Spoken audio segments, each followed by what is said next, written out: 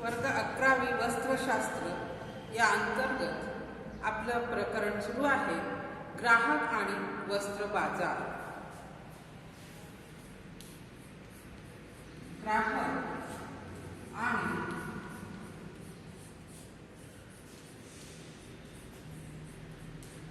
वस्त्र बाजार या प्रकरणामध्ये आपण आधीच्या व्हिडिओमध्ये वस्त्र खरेदीवर परिणाम करणारे घटक बघितले होते।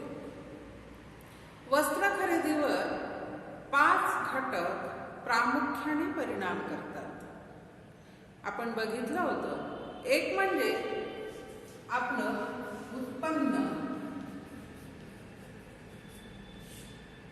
दुसरा घटक होता व्यवसाय, तिसरा घटक आहे हवामान,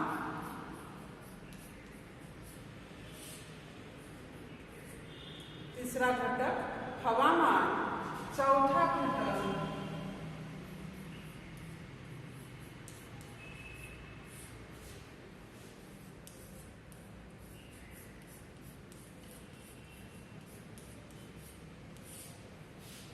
चौथा घटक फॅशन आणि पाचवा घटक जाहिरात। हे 5 घटक वस्त्राच्या खरेदीवरती परिणाम करत असतात। हे आपण सविस्तर यापूर्वीच्या व्हिडिओमध्ये बघितले। आज आपल्याला बघायचं आहे की बाजारपेठेत गेल्यानंतर ग्राहकांना कोणत्या समस्या येतात किंवा ग्राहकांना कुठल्या समस्यांना तोंड द्यावं लागतं, त्यांच्यापुढे काय काय अडचणी येतात। कारण ग्राहक म्हटल्यानंतर बाजारात गेल्यानंतर असंख्य प्रकारचे उत्पादनं आपल्याला दिसतात। खूप आपली जी भौतिक प्रगती होत आहे त्यामधून खूप प्रकारचे विविध उत्पादनं बाजारामध्ये येतात आणि मग ग्राहक गोंधळून जातो की नेमकी कशाची खरेदी करायची। आणि मग त्यातून आपल्याला अनेक अडचणी निर्माण होतात। तर ग्राहकांना येणाऱ्या समस्या साधारणपणे कोणत्या असतात हे आपण आता बघणार आहोत। विशेषतः वस्त्र खरेदी करताना येणाऱ्या समस्यांचा आपण अभ्यास करणार आहोत।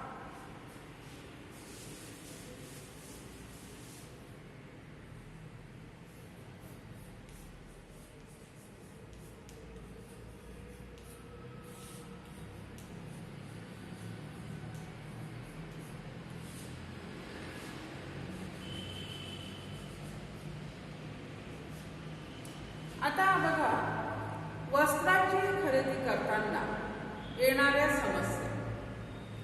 सर्वात पहिल्यांदा ज्या वेळेला आपल्याला कापड घ्यायचं असते त्यावेळेला आपल्याला कपड्यांबद्दल विशेष असं ज्ञान नसते आणि एखाद्या गोष्टीचं ज्या वेळेला आपल्याला विशेष माहिती नसते त्यावेळेला नेमकं काय करावं हा प्रश्न आपल्यासमोर असतो।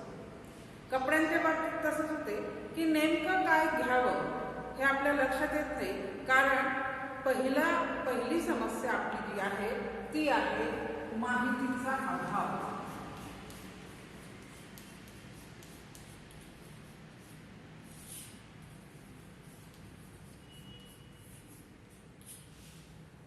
पहिली समस्या आपल्यासमोर उभी राहते ती माहितीचा अभाव। म्हणजे बघा, वस्त्र जे असतात त्याबद्दलची निश्चित माहिती ग्राहकांना नसते। वस्त्राचे गुणधर्म,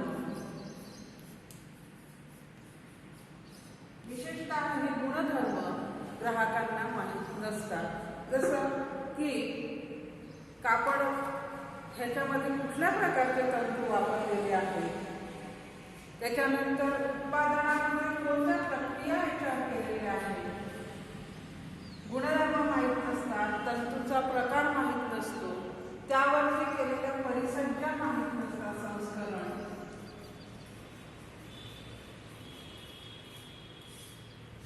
अशा अनेक बाबी आहेत की ज्या आपल्याला वस्त्रांबद्दल माहीत नसतात। किंवा या वस्त्रांचा वापर कसा करायचा, निगा कशी राखायची,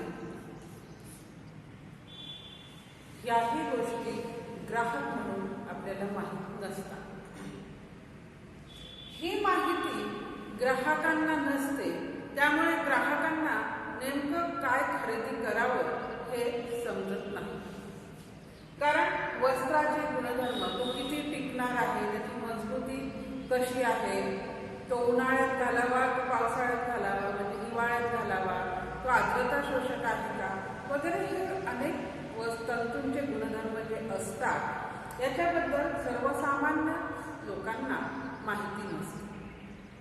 त्यावरती कोणत्या प्रक्रिया केलेल्या संस्करणाच्या, त्याच्यामुळे मग त्याची टिकवण काळ वाढलेला आहे किंवा त्याचा रंग जाणार नाही आहे किंवा त्याच्यावर इस्त्री करायची गरज आहे की नाही आहे, तर ह्याही गोष्टी आपल्याला माहीत नसतात. ते तंतू कोणते आहेत, कापड पॉलिस्टरचं आहे, कॉटन आहे का संमिश्र तंतू आहे, हे आपल्याला माहीत नसते. त्यानंतर ते वापरायचं कसं, वस्त्र वापरताना त्याची काळजी घ्यावी लागते. ती काळजी योग्य पद्धतीने नाही घेतली तर कापड लवकर खराब होते. तर ही काळजी कशी घ्यावी हे पण सर्वसामान्य ग्राहकांना माहीत नसते. की कपडे कोणत्या पद्धतीने धुवावेत, कोणत्या ठिकाणी वाळवावेत, इस्त्री करताना तापमान किती ठेवावं, असे अनेक मुद्दे असतात जे वस्त्राची काळजी आणि निगा यामध्ये येतात. तर या माहितीचा अभाव आपल्याला असतो आणि त्यामुळे खरेदी करताना मोठे प्रश्न निर्माण होतात. याशिवाय या माहितीचा अभाव जसा आपल्याला असतो, ग्राहकांना असतो, तशीच ही माहिती दुकानदार किंवा विक्रेता यांना सुद्धा विशेष अशी नसते.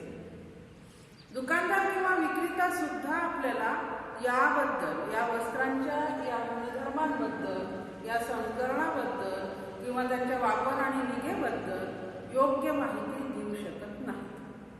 विक्रेते आणि दुकानदार दोन्ही, विक्रेते म्हणा किंवा दुकानदार म्हणा, तर दोघांनाही याबाबतची विशेष माहिती नसते आणि म्हणून मग ह्या माहितीचा अभाव असल्यामुळे गोंधळ आपल्या मनामध्ये निर्माण होतो की हे वस्त्र मी खरेदी करू की नको करू, हे घेतलं तर मला परवडेल नाही परवडेल, हे कसं वापरायचं कसं ठेवायचं वगैरे. तर हा सगळा गोंधळ आपल्या डोक्यामध्ये असतो, कारण पहिली समस्या ग्राहकांची आहे माहितीचा अभाव. आता आपण बघू दुसरी समस्या.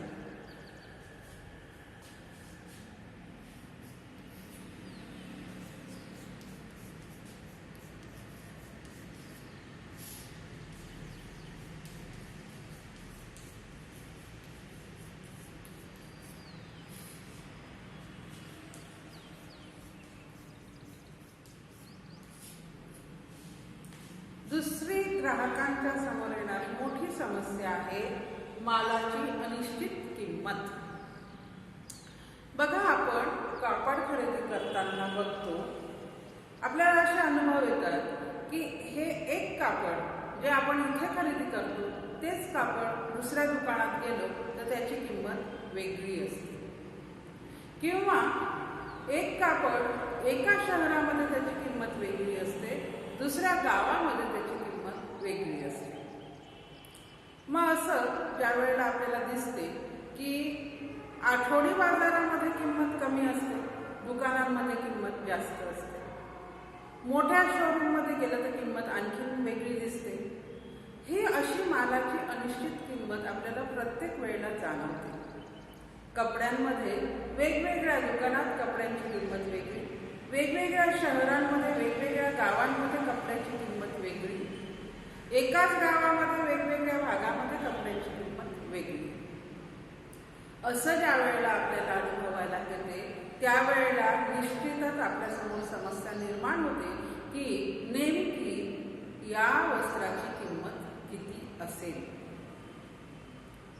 दुसरा असा अनुभव आपल्याला येतो की लेबलवरती, वस्त्राच्या लेबलवरती एखादी किंमत दिलेली असते. ही किंमत आपल्याला नाही पटली तर आपण त्या ठिकाणी त्या किमतीबद्दल घासघीस करतो. नेमकी वस्त्राच्या लेबलवर त्या दिलेल्या किमतीपेक्षा दुकानदार सुद्धा घासघीस करताना किंमत कमी करत आणतो. असा अनुभव सुद्धा खूपदा आपल्याला येतो की जर ती वस्तू 1000ची असेल आणि तुम्ही 500ला मागितली, तो कापड जर 1000चा असेल, तुम्ही 500ला मागितला, तर तो म्हणतो 900ला घ्या. आपण अजून 600 करतो तर तो 800 करतो. म्हणजे दुकानदार सुद्धा लेबलच्या किमतीप्रमाणे वस्त्र न विकता ती किंमत बरेच वेळेला असं आपण बघतो की कमी करतो. ज्या वेळेला अशा पद्धतीने वस्त्राची किंमत लेबलपेक्षा कमी झालेली आपल्याला दिसते किंवा मूळ किंमत जी सांगितली आहे त्यापेक्षा कमी झालेली त्यावेळेला आपल्याला दिसते, त्यावेळेला नक्कीच आपल्या मनात शंका निर्माण होते की नेमकी या कपड्याची किंमत किती असावी. कधी कधी आपल्याला असं वाटते की आपण जी घासघीस केली, आपण याहीपेक्षा कमी किमतीत जर मागितलं असतं तर कदाचित आपल्याला ते भेटलं असतं, तो कापड भेटला असता, आपण फसवल्या तर गेलो नाही ना. ही सुद्धा शंका आपल्या मनामध्ये येते, कारण वस्त्राची निश्चित किंमत आपल्याला दिसत नाही. अशा वेळेला ज्या वेळेला अशा प्रकारची किमतीवरून घासघीस ज्या वेळेला आपण करतो, त्यावेळेला पूर्ण समाधान आपल्याला मिळत नाही. खूपदा आपल्याला असं वाटते की आपण ह्या किमतींमध्ये फसवल्या जात आहे. म्हणून वस्त्राची अनिश्चित किंमत हा सुद्धा फार मोठा आपल्यासाठी असणारी ही एक समस्या आहे.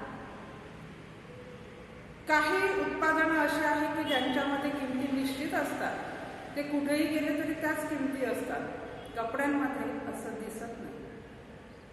ब्रँडमध्ये कदाचित हे दिसते, पण सर्वसामान्य म्हणजे ब्रँडेड कपड्यांमध्ये कदाचित किमती सारख्या दिसतात, पण सर्वसामान्य इतर कपड्यांमध्ये मात्र आपल्याला किमतीची अनिश्चितता हा मोठा एक प्रश्न असतो की नेमका हा कापड आपण किती किमतीला खरेदी करायला पाहिजे होता, आपल्याला जी किमतीत हा भेटला हा योग्य आहे की नाही, याबद्दल सतत आपल्या डोक्यामध्ये शंका असते की आपण दिलेली किंमत योग्य होती की नाही. कदाचित हा त्याहीपेक्षा स्वस्त असेल आणि आपण फसलो तर नाही ना. ही ग्राहकाच्या मनामध्ये असणारी शंका नेहमी असते, कारण वस्त्राची किंमत निश्चित नाही. म्हणून ग्राहकांची दुसरी समस्या आहे मालाच्या किमतीची अनिश्चितता. तिसरा मुद्दा आपण आता बघू.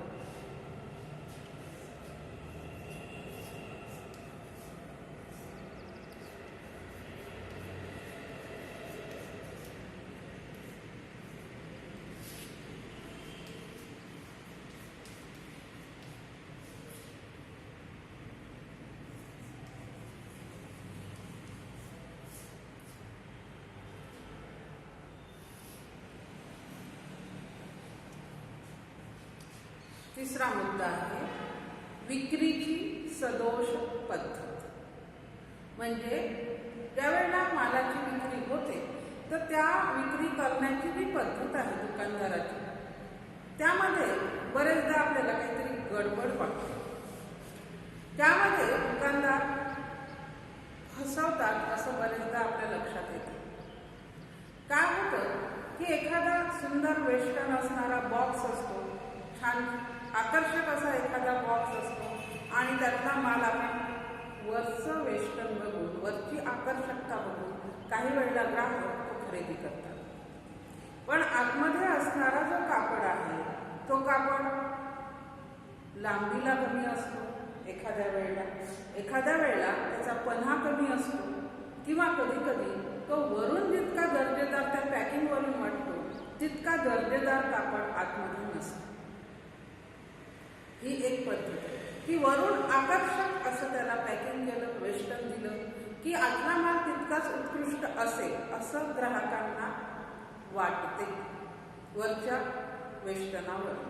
आणि ज्यावेळेला तुम्ही तो माल खरेदी करता आणि आतून उघडल्यावर लक्षात येते की याची लांबी एखाद्या इंचाने 2 इंचांनी कमी आहे, किंवा कपड्याचा पन्हा छोटा आहे, किंवा त्याचा तो दर्जाने जो आपल्याला अपेक्षित होता, तर ही एक पद्धत आहे फसवणुकीने.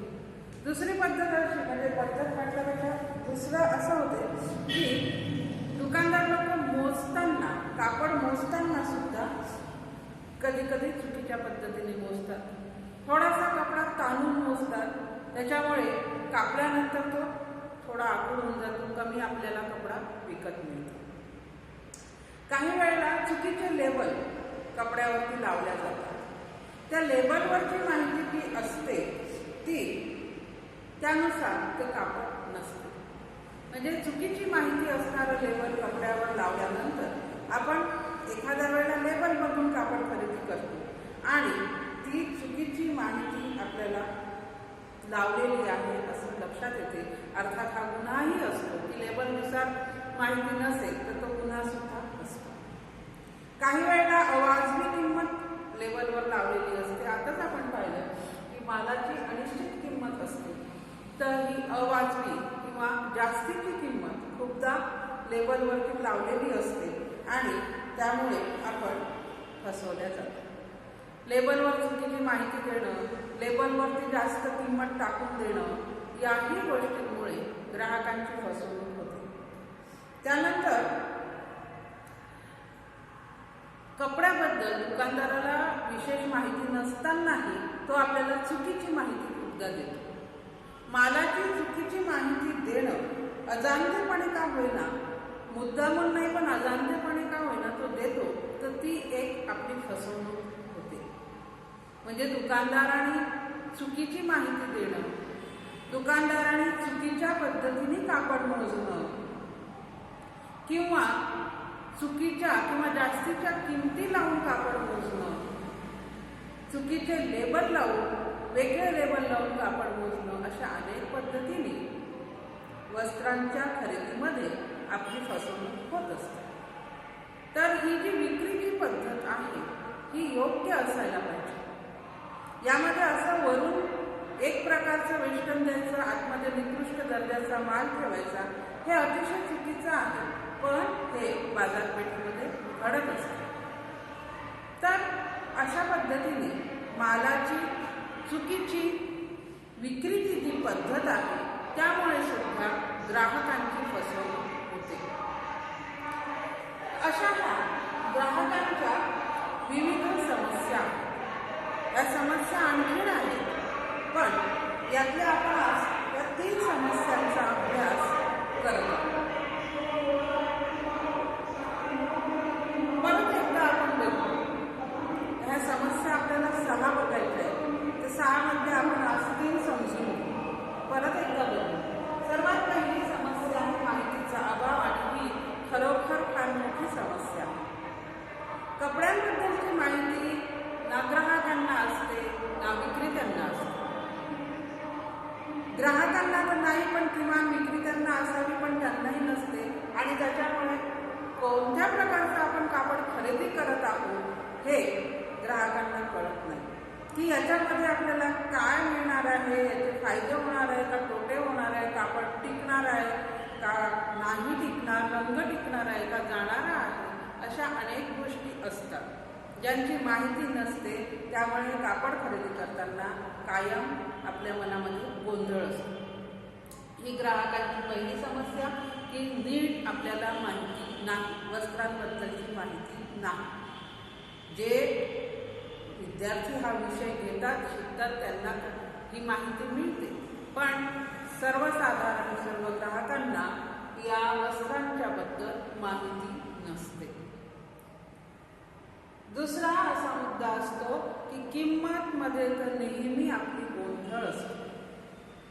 एखाद्या वेळेला एखादा सांगतो की हा रे, मी तर ही साडी, मी तर हा ड्रेस त्या मुंबईवरून आणला तर इतकेलाच पडला आणि इथून इतकेलाच पडला.